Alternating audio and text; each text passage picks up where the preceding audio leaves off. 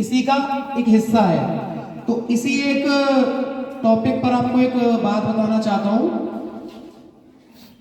फल की एक पहचान होती है, जब वो पकता है तो उसके अंदर 3 बड़े परिवर्तन देखने को मिलते हैं। पहला परिवर्तन कि वो नर्म हो जाता है, पहला परिवर्तन नर्म हो जाता है।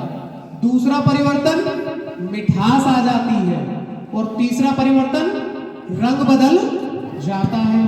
उसी तरीके से जब हम शिक्षा ग्रहण करते हैं और शिक्षा के द्वारा जब हम अपने आप को परिपक्वता तक ले जाते हैं, जब हम परिपक्व हो जाते हैं, जब हम सभ्य व्यक्ति मनुष्य बन जाते हैं, तो हमारे अंदर भी यही परिवर्तन आते हैं। जो सभ्य मनुष्य होगा, जो परिपक्व होगा, जो कुशल होगा, सबसे पहले तो उसके अंदर होगी नम्रता। क्या होगी? नम्रता। वो सदैव सबके साथ नम्र स्वभाव से वार्तालाप करेगा। दूसरा, जब भी वो बोलेगा उसकी वाणी में एक मिठास होगी। जैसे फलों में मिठास होती है, वैसे उसकी वाणी में कभी कड़वाहट नहीं रहेगी, सदैव उसकी वाणी में एक मिठास।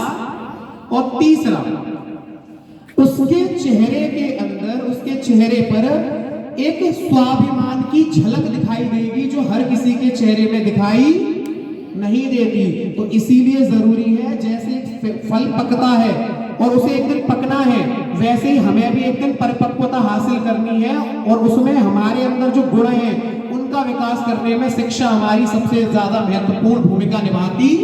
इसीलिए कहते हैं पढ़ें, क्योंकि पढ़ना और समझने में अंतर है। पढ़ तो कोई भी सकता है, लेकिन पढ़े हुए को समझकर उसको अपने व्यवहार में लाना हर किसी के बस की बात